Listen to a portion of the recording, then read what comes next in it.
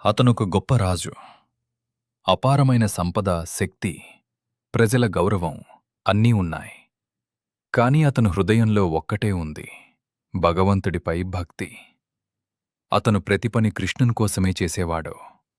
కళ్లతో దేవుని రూపాన్ని చూసేవాడు, చెవులతో హరికథ వినేవాడు, నోటితో భగవంతుడి నామాన్ని జపించేవాడు. ఒకరోజు అతను ఏకాదశి ఉపవాసం చేశాడు.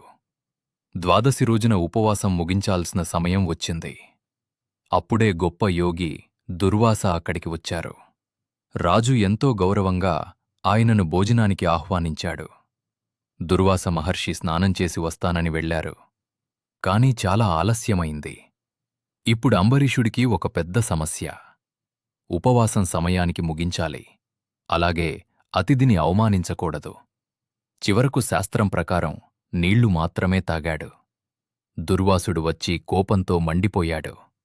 నన్ను వేచి చూడకుండా ఉపవాసం ముగించావా అని అరిచాడు.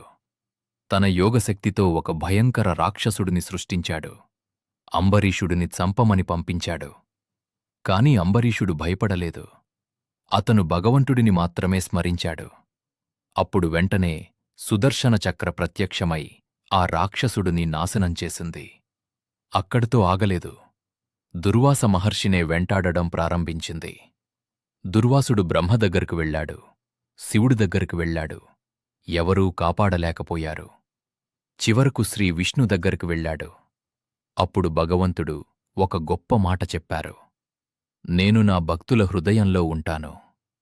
నా భక్తులు నా హృదయంలో ఉంటారు. చివరకు దుర్వాసుడు అంబరీషుడి దగ్గరకు వచ్చి క్షమాపణ అడిగాడు. అంబరీషుడు వినయంగా అతన్ని క్షమించాడు. ఈ కథ మనకు నేర్పేదేమిటి? నిజమైన భక్తుడు అహంకారంతో కాదు, వినయంతో గెలుస్తాడు. భగవంతుడిపై నిజమైన విశ్వాసం ఉంటే ప్రపంచం ఎదిరించినా ఆయనే మనకు రక్షణగా నిలుస్తాడు. కాబట్టి కష్టాల్లో కూడా భక్తిని వదలకండి. ఎందుకంటే భగవంతుడు తన భక్తుడిని ఎప్పటికీ వదలడు. హరే కృష్ణ.